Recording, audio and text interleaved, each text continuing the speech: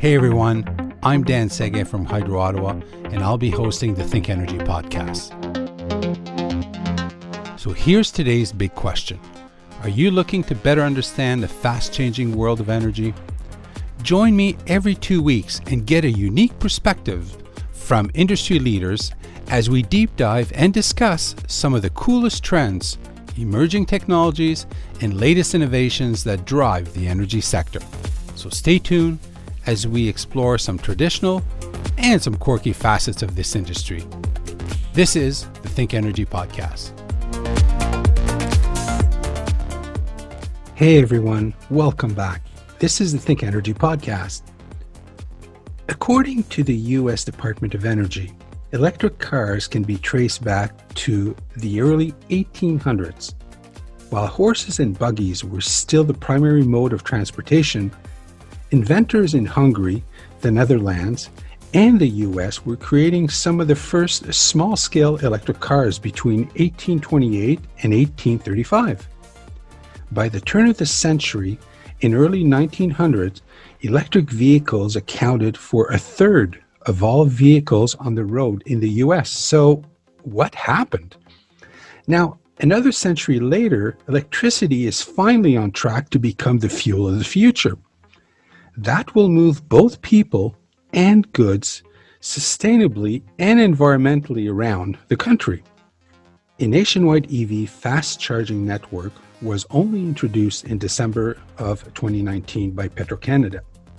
It consisted of a network that boasts 51 fast chargers at their stations as far east as Halifax, Nova Scotia, and as far west as Victoria, British Columbia.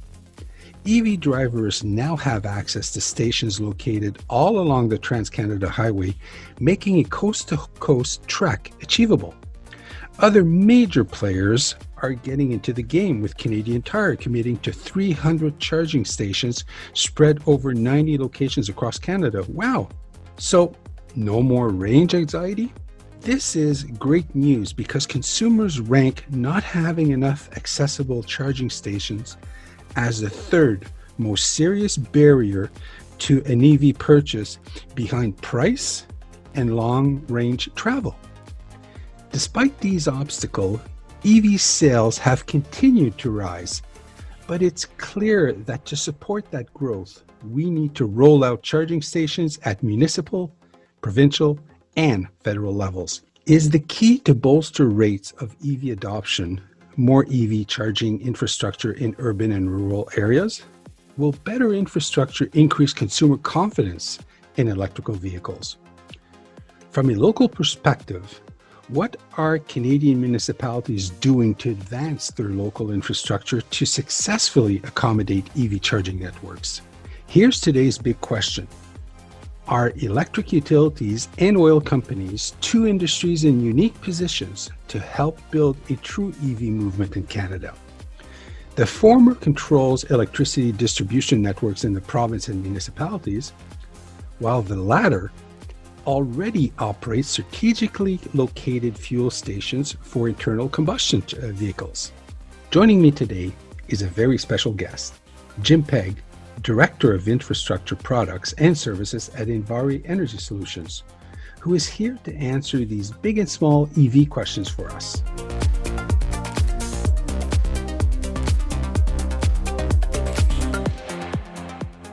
Jim, can you tell us a bit about Invari and your role specifically as it relates to electric vehicles and EV infrastructure and charging stations? Second, as an energy management company, can you expand on your strategic position to catalyze this shift to electric mobility?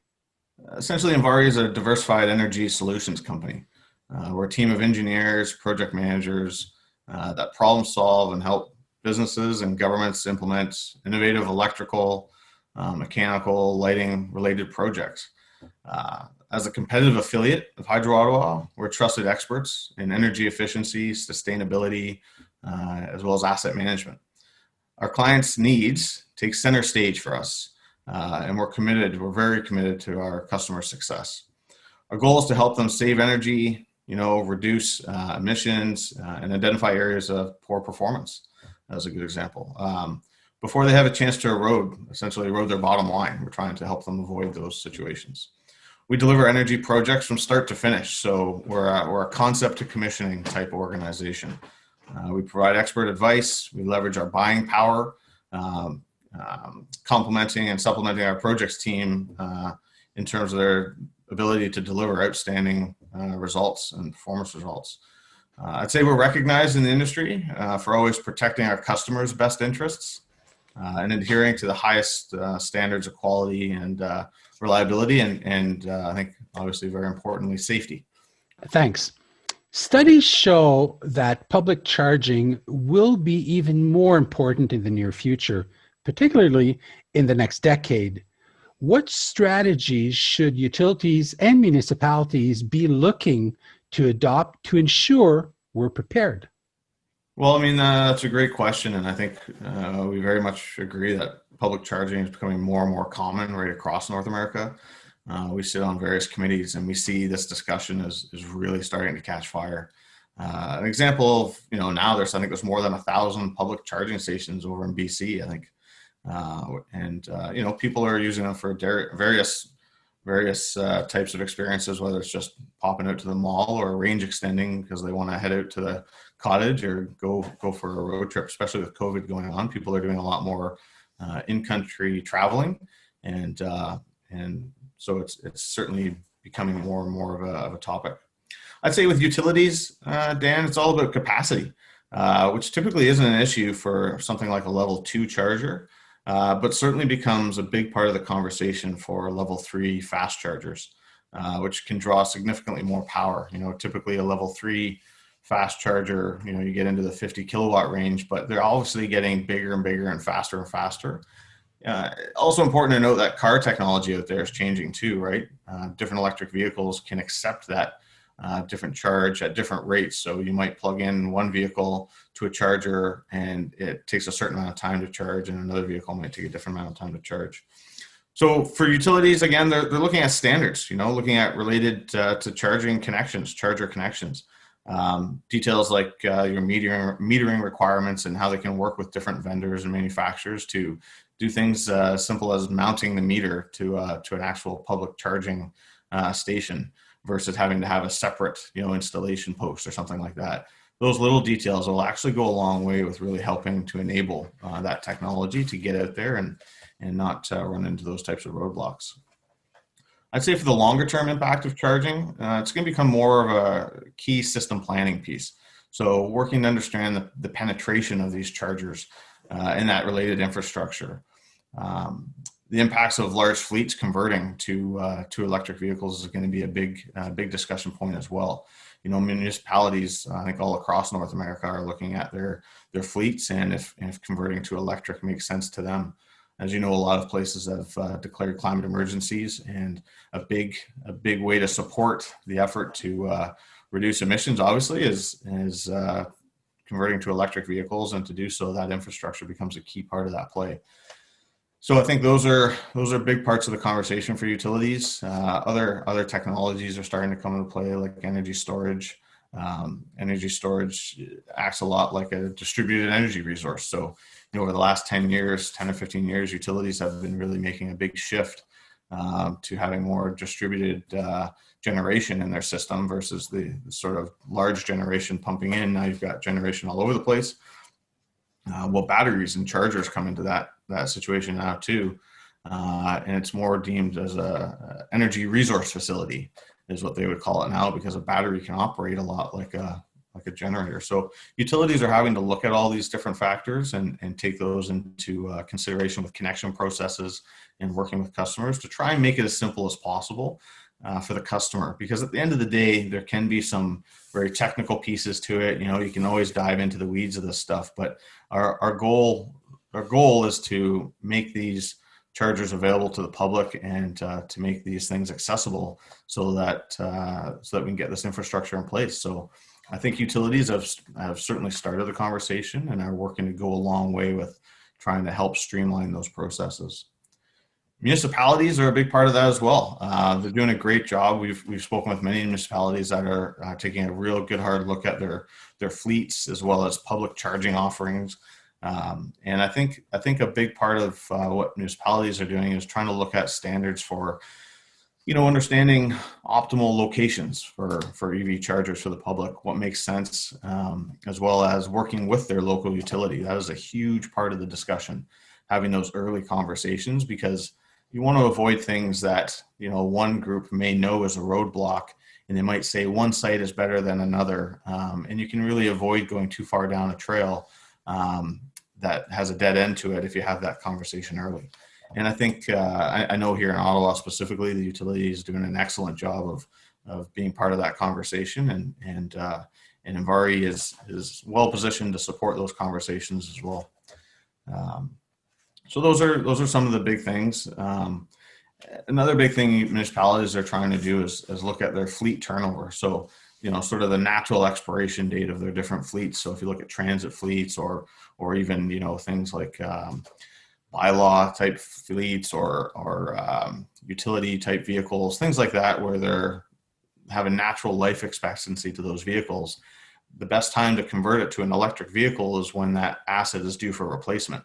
Rather than replacing it early and sort of leaving an asset stranded, you can take advantage of that replacement cycle and sort of naturally come up with a plan that sort of fits in terms of replacing those vehicles. And then along with that, you can then do sort of a bit of a work back plan to say, okay, if I'm going to have this many electric vehicles come into my system at this point in time, I need to have the infrastructure there that's going to support that. And that's where the planning and all the work comes into place and to getting those things set up. Okay. Great segue here. Now, most are familiar with level 1, level 2 chargers, as most are applicable for homes and workplaces.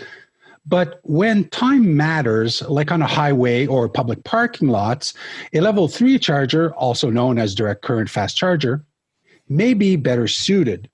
Wondering if you could explain the differences and their impact on the grid. Sure. I can take a stab at that for sure. So, this is a question that comes up quite often, and I think it's a good one to ask. So absolutely, level 1 chargers is essentially a wall outlet, 120 volt system, what people would find in their house, what you plug your coffee maker into. And then if you get into the level 2 world, a level 2 charger is a little bit faster. So it's a bit more power output. And, with a level 1 charger, you might be in 8 to 12 hours to essentially trickle charge that battery. With a level 2 charger, you've got a bit more power, a bit more flow behind that electricity pushing into the car. And you can charge your car in more of the 4-hour range, or in some cases, 3.5 to 4 hours. Again, the cars provide a bit of variance there. And that I would relate to more of a 240 volt system. So if someone's thinking, an electric baseboard heater in your house has 240 volts, it's got a bit more power to it. That's kind of the idea behind an electric vehicle level 2 charger. When you get into a level 3 charger, there's a bit of a range there. So level 3 chargers sort of started out as the 50 kilowatt charger, and that became sort of the most common level 3 charger. In that case, you're getting into much more power, higher voltages, and you're essentially, again, same idea as the 1 to 2 step. It's a much bigger step to the level 3, and you're pushing that power into the vehicles quite a bit faster, and the power requirements is higher. Level 3 chargers have a range. There's 50 kilowatts, and I've seen them up to 150 kilowatts. And for fleet charging, it goes up and up and up from there. And that becomes specific to the type of vehicle you have and what you're trying to charge in terms of what power it can accept. From the grid standpoint and the distribution system, it's certainly a topic that matters. I'd say the level 2 chargers are certainly a key topic for utilities, because your distribution transformers out in your subdivisions, those have a limit to them. So as there's higher and higher penetration of electric vehicles, those distribution transformers are going to start to see more and more load. And I know utilities, especially I can say for certain Hydro Ottawa, they're closely looking at that trend, looking at what the uptake in electric vehicles will be, looking at the subdivisions that are starting to pick up with more and more electric vehicles, and trying to make sure that they're planning ahead for what that transformation capacity needs to be to support that. There's also some education there that the utility can use to support the public in terms of when they charge their vehicles, the optimum time to charge the vehicle to have a less of an impact on the grid. So all those different factors come into place. With a level 3 charger, you're certainly into a situation of more power. You might be in a situation where you're having a dedicated service or having to increase your service. Level 3 chargers you would see at places more like a mall or commercial spaces, places where people might travel to, along the highways. You might have a rest stop with a level 3 charger. Those have obviously the higher power requirement because people are looking to charge their vehicles faster. They want the gas station experience. They want to show up, fill up the car, grab their coffee and a donut, whatever it is they're doing, have their 7-minute stretch and hop back in the car and off they go to wherever it is they're going. They don't want, to have stopping and charging being a big destination of a trip, right? So there's that element to it. And as the population of electric vehicles grows and grows, I think you'll see that become more and more of a relevant topic in terms of the fast chargers. So utilities are certainly looking at the impact of those higher capacity chargers and where they can be put onto the grid. Because as you know, Dan, the distribution system has its limits too. The infrastructure that was built so many years ago didn't necessarily have that spare capacity on the system for such a quick increase in load to it. So utilities are taking a good hard look at where they need to make their investments and create this as a key input to their planning cycles for mid, short, and long-term planning for capacity and supply. Okay, so the business case for a charging station at home is fairly straightforward. But making a business case for fast chargers is a bit more challenging as it involves higher upfront capital and higher operating costs. Can you walk me through an assessment, a business case, if you want, for a large organization that wishes to install fast chargers? For argument's sake, like you were just talking about the large shopping center, looking for 3 fast chargers, what's the ROI? What's the benefit? How do they look at that? Sure, and it's a great topic, and it's a question that many people ask because it's a more difficult one. As you can imagine, that level 3 charger, that fast charger, has a significantly higher upfront capital cost than like a level 2 charger, but it is the type of charger that people are looking more and more for at those places, as you say, like shopping malls and shopping centers. In terms of the business case, you have to sort of take a multifaceted approach and almost layer on the benefits. Because we're early into I'd say the change to electric vehicles, you'll see that business case get stronger and stronger each year. The more vehicles are out there, the more this business case will strengthen, and I'll tell you why.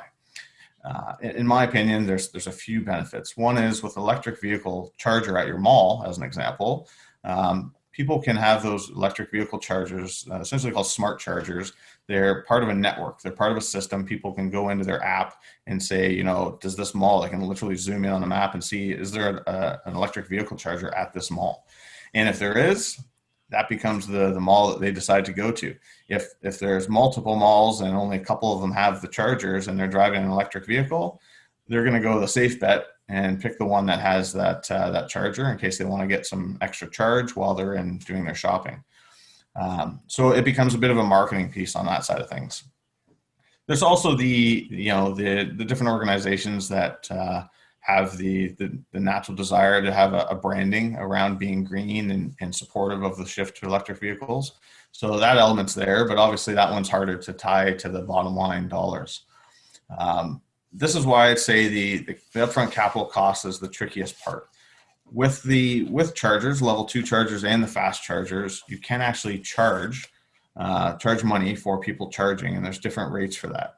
Now, obviously people get into electric vehicles for a few different reasons. One is obviously better for the environment, which is the main. And the other side of it is their own personal pocketbook, right? Not spending the dollars on filling up the gas station. They can get much further on their dollar. And so they don't want to go to a place and have really high costs for that charge, that fill up. So You can get some return from charging for fast charging and for level 2 charging, but it won't necessarily show you a payback in any kind of a short time frame that you're looking for. So the good news is that's where we've seen the government jump in. So we've seen historically the federal government, the provincial government put out different programs to support the installation, that upfront capital cost of these different infrastructure pieces and chargers. And that makes a big difference. One of the things Envari is great at, and this is all due to our relationships, I would say, with these different organizations, is that we have a good handle on different funding mechanisms that are out there and different ways to enable that business case to make more sense from strictly a financial standpoint. But I would say, Dan, that business case is going to evolve with time. You know, when everyone at that shopping center shows up in an electric vehicle and there's a huge demand for a charge, your supply and demand curve is going to kick in. You'll have people charging constantly, and the payback period will be much shorter on that upfront capital cost. But for the early adopter, it's important to try and take advantage of those funding mechanisms that are out there. We know that at least 30% of Canadians live in multi-unit residential buildings today, and that the number is not likely to decline. Increasingly, residential real estate is moving toward multi-tenant construction. In Canada, 2 out of 3 homes built today are multifamily. In Ontario alone, nearly 700,000 households live in condos. Can you talk to me about solutions for Canadians discouraged from buying EVs because they have no easy means of charging them, either in condominiums, apartment buildings, or in their home that lack a driveway or garage? What can they do, and what solutions is Envari offering? Sure, that's another great question. So I would say there's a few things to note. I think there's lots of different policy changes and things like that taking place at a provincial level, and in some cases federal levels, to support some of these areas of concern. So, for example, in the multi-unit residential condo type building, there's legislation that now helps support a condo owner that wants to install an electric vehicle in their building, and those condos and the condo boards are then sort of put to task to go out and find a solution that meets the needs of that tenant. And once one steps forward, you might get more and more step forward, but at that point, you kind of need to put together a plan. Invari works hard to help support that, in the sense that one of the things we offer is something called an EVRA. We call it an electric vehicle readiness assessment. And we essentially use that tool to help an organization or a building or a property plan out their EV infrastructure. So multi-unit residential is a great example of this, where if you do it on an ad hoc approach, where each time someone comes along, you put in the effort to build out the infrastructure for them to put in that electric vehicle charging station, versus a planned approach where you come up with a holistic plan for all of your spots, not necessarily to build it all out at once, but to sort of have that roadmap of what it will eventually look like. There's many different ways you can take advantage to things like existing capacity in your building, and really optimize that, so that as people come along, it turns into a bit of an easy button, so that people can get a charger installed and move forward, and the condo board and the condo group have met their obligations, and the customers have a nice sort of easy setup as they should expect, right? So we're seeing more and more organizations reach out to us to support them on that. And that's certainly one of our areas of expertise, is looking at all the available options and optimizing the different scenarios. So there's a few good things there. I think no matter what type of building the EV owners live in, Envari is here to help, right? So we evaluate the situation on a case-by-case basis, try our best to provide a feasible charging solution. For EV owners living in multi-residential buildings, again, we talked about the different solutions there, but that becomes a big part of the conversation. The approach is similar with large shopping centers. We go in and do a bit of an assessment to say, what are your options here, without having to take on huge extra cost. Because if you go down one path versus another, there can be significant differences in the cost implications, all related to the available capacity and your different options, even the charger types that you select. One of the things Envari prides ourselves on is somewhat is being non committed, I would say, to different manufacturers, in the sense that we're technology agnostic. We provide different solutions to the customer. We give them different options and let the customer choose what they feel best fits them. Obviously backed up by our different recommendations and experience that we've seen. So we're always trying to find the right fit for that particular organization. It's certainly not a one size fits all type of a scenario. You have another part of that, which is, people that have no driveways or no space to park at home. That's where the municipalities and cities and towns and so on are really a big part of that conversation. I'm very happy to say here in Ottawa, that is certainly on their minds.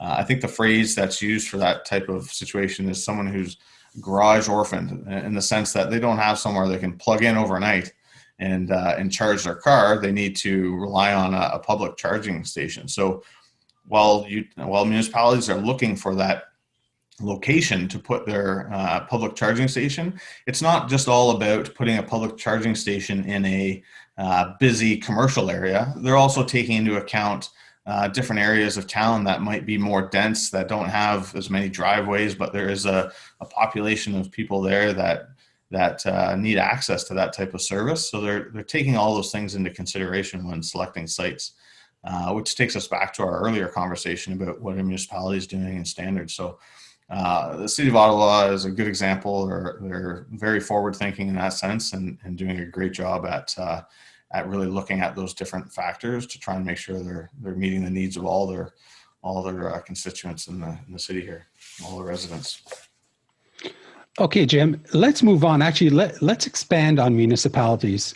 Studies show that transportation accounts for 25% of global greenhouse gas emissions. So there's a huge cost and environmental benefit for municipalities to move to electric. In Ottawa, it's actually quite a bit higher, where their transportation sector accounts for 44% of the city's GHG emissions. In your opinion, what steps should municipalities take to meet the various infrastructure requirements to electrify their fleets and provide public charging requirements? How is Invari helping municipalities meet their goals? I think you touched on that a bit, but maybe expand a bit. Yeah, no, sounds good. I think, so obviously greenhouse gas emissions can be greatly reduced by electrifying, bus fleets, providing public charging stations, increasing the number of electric vehicles on the road. Regarding bus fleet electrification, as chargers for battery electric buses take a significantly higher amount of power. There are very large batteries on those buses, and you also don't want to have those buses sitting there for a long time, taking a long time to charge. Where you want them is out on the road servicing the public. So they do take that higher power compared with car charging or things like that. So the existing electrical capacity at transit agency bus depots is likely to be likely not to have been designed for a shift to full electrification of their fleets, if you look at bus fleets as an example. So to build the electrical infrastructure, I would say municipalities, and I think a lot of this is happening, municipalities are working closely with their local distribution companies, as well as organizations like Envari, to try and put together what that roadmap looks like, of going from a base load of X getting up to a base load which is significantly higher. So that can involve distribution build outs, capacity changes, service changes, and those different stakeholders need to look at the different options that are out there as well, in terms of putting together things like large energy storage in line with their different optimization of that power and that supply of power. So there's no one size fits all, but I think the conversation needs to start early. There needs to be a lot of information sharing. I know municipalities also do a pretty good job of sharing their experiences with each other, and I can say Envari is also very active in the fleet communication, the fleet world, I would say, in terms of having active communication with different organizations that are also working hard to convert their fleets. And I think we're all learning from each other as that process goes on. And I think that's the best way to do it. I mean, you've got a situation where we're trying to make some big changes that are really going to support the environment. And those big changes can have huge, long-lasting impacts on our communities. But it's going to take many minds to put those pieces together. You know, Envari's lucky in the sense that we're really well positioned, being the affiliate of the utility. We've got a lot of great utility knowledge, and at the same time, we've got a lot of great behind the meter customer side knowledge. And so we're somewhat well positioned to have the conversations in both directions, I would say, and help bring those parties together in some cases to expand on that. We're very much active supporters and believers in the shift to electric mobility. The electrification of transportation, you know, again, as I said earlier, we offer services such as EVRAs, EV charger rentals and sales, and also operate and maintain type services related to electric vehicle charging. And there's other pieces that come into this whole thing, right? As soon as you're talking electric vehicles and supply capacity, things like that, you need to take a step back and take a look at your total energy usage, maybe at a certain facility or at a site. Again, with one of the great benefits we have in Invari is having that long history of energy management and looking at different energy sources and supplies and ways to maximize energy in buildings. So we have our buildings division, which really looks at optimizing and making a building more energy efficient, and our lighting group, which really looks at the lighting side of energy efficiency. When you pull all those pieces together, you can really optimize how much capacity you really have available. You can really optimize what your plan forward is, but it certainly takes looking at lots of different angles, because the amount of investment you're going to put in, you want to make sure you're leveraging that investment as much as you can, and getting multiple uses out of that investment. On investments, I think, in my view, the price of DC charging solutions has dropped. While AC charging stations, the level 1 and 2s, at least at 50 kilowatts, have been more popular, they've started to lose ground to the DC fast charging stations. What impact will this trend have on utility transformers? I think you touched on that earlier. Also, will this movement require skilled in-house energy specialists and more engineers? Yeah, so again, another great question. I'd say the quick answer is it will have an impact as one would expect. Larger chargers means larger power draw. In turn, it's going to be more demand on the utility. And we talked a little bit about the demand on the wire side of the utility, but upstream of those wires, you get into the utilities' power transformers and their substations. And those substations have capacity limits as well. So typically for a level 3 charger, a detailed site-specific design is required. Working hand in hand with engineers and the local utility to come up with what that solution looks like, that typically customized solution. From the utilities perspective, this will also start to have an impact on the utilities. As we said, their substation transformers, everything, even the equipment on that line in terms of the different ratings of the equipment and so on. The more power that's at play and the more power in the system, the more requirements there are to make that system operate in a reliable and safe manner. Charging through the day, but also after hours can mean the normal cooling curve of a power transformer changes. So the more electric vehicle fleet charging, for example, and high voltage DC, fast charging, if some of that's happening at night, you're going to really be putting load on those transformers that historically wouldn't have seen much load through the night. People are sleeping. Those transformers are very much designed to have a cooling cycle to them. And that cooling cycle is going to change. So I know there's a lot of people looking at those impacts to see if they are going to be a negative impact or not, and if there needs to be changes to those assets moving forward in terms of understanding the impacts of sort of a more high base load 24 hours a day type situation. I would say those are some of the big pieces that are being looked at. Okay.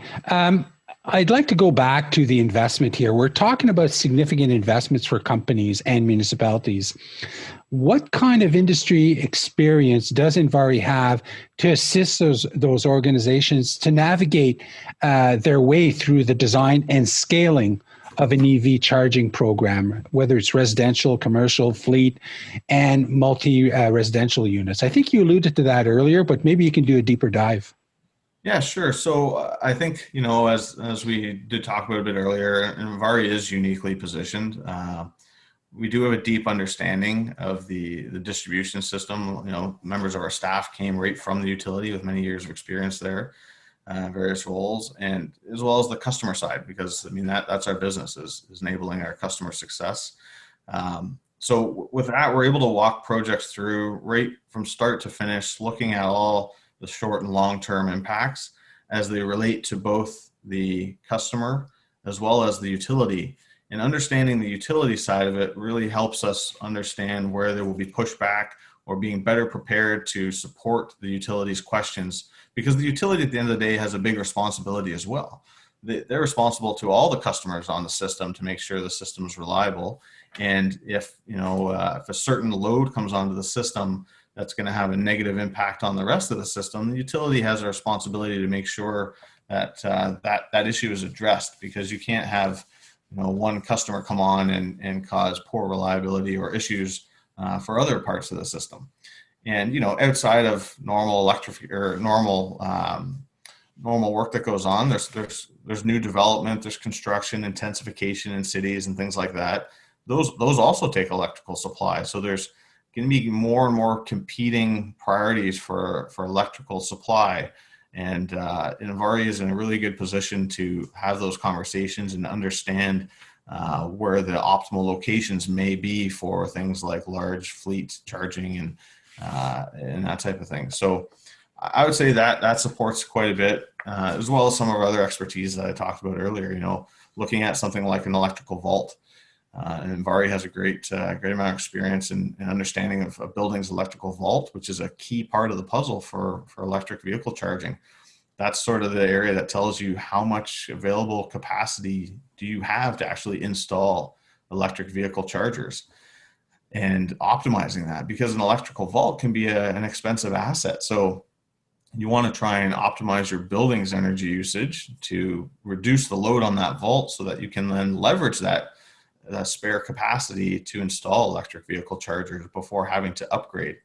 But then if you do need to upgrade, the good news is there's ways to optimize the expense of those upgrades and to work with your utility. And there's different ways you can avoid future costs too in some of the scenarios that we're able to map out for customers. So again, I think I said before, there's no one size fits all, and our approach of having technology agnostic approach really helps us to create a solution that fits well for each particular customer, and to take our experience from one project to the next to support people's success. Let's look at this future side of the business here. I want you to take out that crystal ball.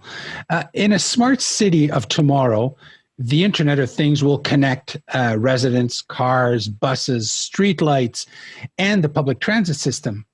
What do you see is your role in this connected city? And what is exciting you the most about this new future? Well, I'd say, Envari is, and I realize I'm probably repeating myself on this, but we do feel very passionate about this. Envari exists to make our customers successful. So we are constantly looking out for new and innovative solutions that can help our customers in new ways, right? I mean, one of my colleagues will always say he's never gone into a building and not found an opportunity to save energy. And this might be a building that he's been in before and done things and done lots of energy retrofits. But because technology keeps changing, you might go in and do work in the building and do changes to the HVAC system, put in lighting control systems, all things Envari has great experience with, and save a pile of money for that customer in terms of their energy costs. And maybe 5 years down the road, 10 years down the road, some new technology will come out related to maybe the lighting or the windows or something else related to the HVAC system, where the controls have got even more efficient, or the units have got even more efficient. So when that asset is ready for replacement again, you can really dive in and do more of that deep retrofit. And that all comes out of innovation. I would say our ability to take projects from concept through to completion and offer, operate, and maintain services, working to ensure our customers have options that fit their needs. Connected cities fits in very well with all these sets of expertise. I'll give you a good example. We have a very strong lighting group who I think as you know, recently completed the City of Ottawa lighting conversion project, 55,000 lights in the City of Ottawa. And as you can imagine, those lights are all over the place in the city. They're everywhere, and they have power to them. They have smart nodes on them. Those could become a big part of a connected city in the future. They could become a key piece to that puzzle. And our team has done a great job working with the city and putting in place a system that will allow some of that enhanced ability in the future. And so I think that piece of it really ties our expertise together well in terms of our understanding of control systems and even our energy dashboard offering that we have, where people can monitor their energy consumption and their energy usage. All those things tie into sort of the world we live in today, where people want information right away. And information right away allows for, adjustment of plans constantly and constantly looking for new and efficient ways to do things. And that's what we're trying to support. We're trying to support our customer success in an ever-changing technological world. I think what excites me the most, I'd have to say what excites me the most is I think the opportunity that lies in front of all of us right now. I think we're all well aware of the situation with regards to the environment, and I think something COVID has shown us is with all the vehicles off the road, as an example, we've got now hard data that shows us the impact that can have on the environment. And before it was a theoretical thing because it wasn't really practical to go to all of North America, for example, and say, "Hey, can everyone stay home today?" You would have got laughed off the curb kind of thing. But now that's almost happened, and we can look at that and say, "Wow, look what that did in the atmosphere," and with all of those emissions just shutting off. And that is what it will be like if we, convert to that electric vehicle situation with more and more electric vehicles on the road. So again, I think what excites me is that opportunity we have as a society to have a really significant impact, positive impact on our environment, a real turning point to set this planet up nicely for our kids and grandkids. You talked about the cookie cutter, so I'd like to come back to that. Jim, with so many variables like charging hubs, workplace charging for fleets, multi-residential, and electric public transit, I'm assuming there isn't a single cookie cutter solution for all. Based on your experience, can you tell us about the different types and the processes to implement these? Sure. Well, Dan, as you say, there's many different scenarios. And Envari's approach typically depends on the type of charger, the type of the scenario you're looking at, but our approach is often to start with what I referred to earlier was our EVRA, an electric vehicle readiness assessment, where essentially we'll go in, we'll look at a building's capacity, and we'll look at the different options. We'll find out from the customer what it is that they are trying to accomplish. What is their specific need? From there, we'll talk about the different experiences we've had and the different things we've seen that have taken place at other places. Again, as I alluded to earlier, so that we can learn from all of those experiences and pull that knowledge together. But again, ultimately, it's about finding out from the customer what exactly it is they're trying to achieve. And then from there, we'll put in front of them a number of different solutions, things that take advantage of different types of charging technology, things that look at the different types of metering technology. There's so many different solutions out there right now that you can put together almost like a little puzzle to really find that perfect fit for an organization in terms of the situation that they're trying to resolve. Once we understand those goals, again, longer term possibilities, and we've laid out the options, we're also in a great situation that we can actually build out that infrastructure. So we can actually do the build out, the design, the engineering, build out that infrastructure for the customer, and basically right through commissioning. And we also offer an operate and maintain type of solution. So, and again, I'll say this, and I know we've said it a couple times here today, but there is no single cookie cutter solution. There just isn't. Even the standards around electric vehicles are ever changing, and the types of chargers, I'm sure, will change in the future. A great example is some stuff we're seeing out of Toronto, and where they're taking situations where you wouldn't normally be able to put a fast charger because of maybe capacity constraints, and they're marrying up the charger with battery storage, so that they can, from the grid's perspective, you see a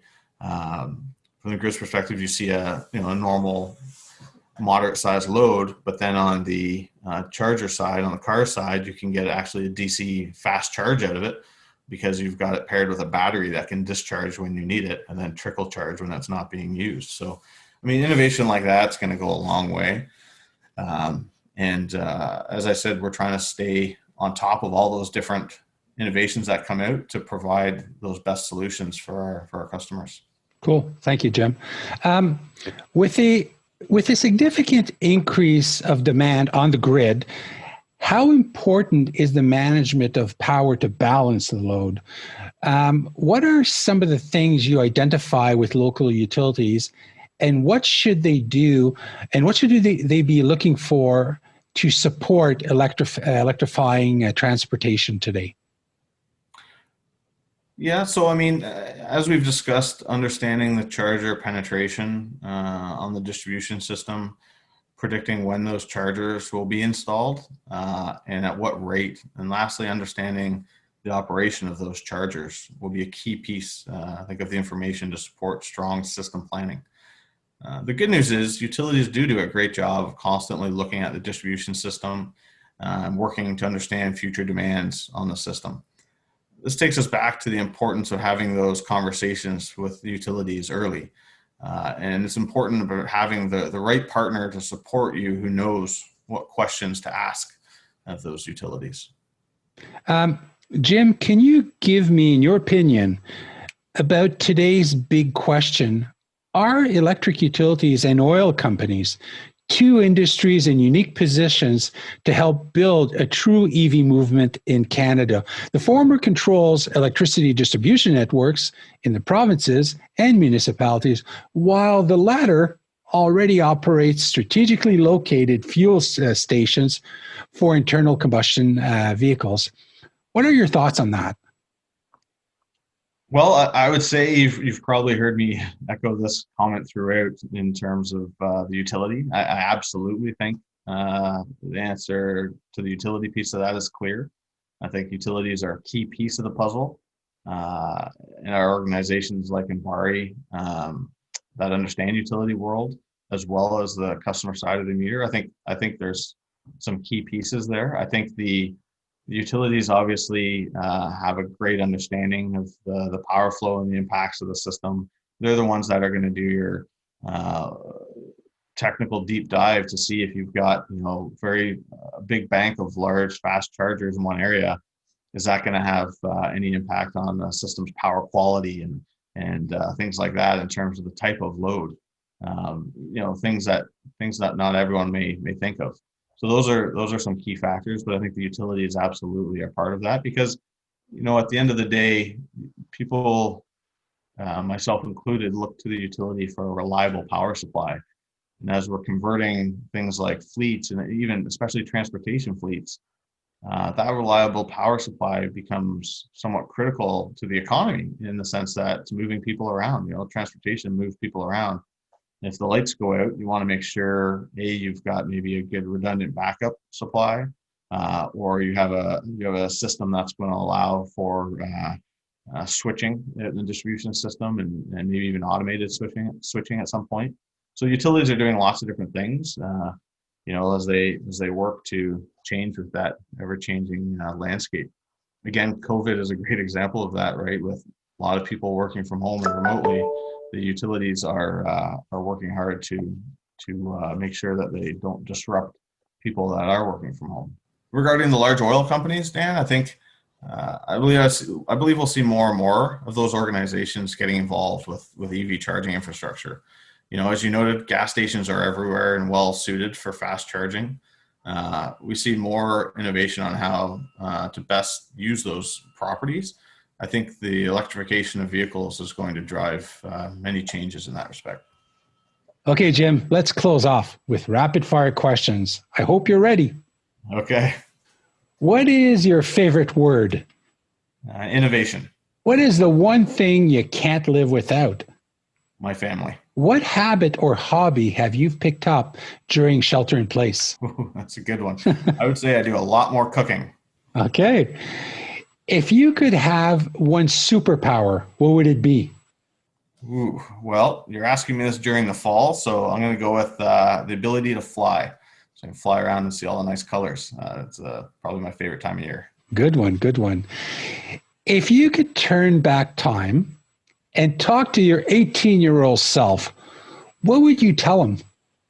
I think I would say your career path won't be a straight line, but that's okay. And lastly, what do you currently find most interesting in your sector? I'm going to tie this back to the innovation. I think the amount of innovation and the number of little things that I see that can have such a huge impact on the environment. And I really do believe there's a big opportunity in front of all of us right now to have a very large, lasting impact. Cool. Well, Jim, we've reached the end of another episode of the ThinkEnergy podcast. Last question for you. How can our listeners learn more about you, the company, and how can they connect? Well, I guess the best way is to check out our website at envari.com. And you can always reach out to myself or call my colleagues on LinkedIn as well. And we're always happy to have the conversations. Sometimes we might go on for too long because obviously it's many different topics we're passionate about. So, but always happy to chat and to learn from each other. Okay. Again, Jim, thank you so much for joining me today. I hope you had a lot of fun. Yeah, that was great, Dan. Thanks very much. Always great to have good conversations with you. Thank you for joining us today. I truly hope you enjoyed this episode of the ThinkEnergy podcast. For past episodes, make sure you visit our website, hydroottawa.com/podcast. Lastly, if you found value in this podcast, be sure to subscribe. Anyway, this podcast is a wrap. Cheers, everyone.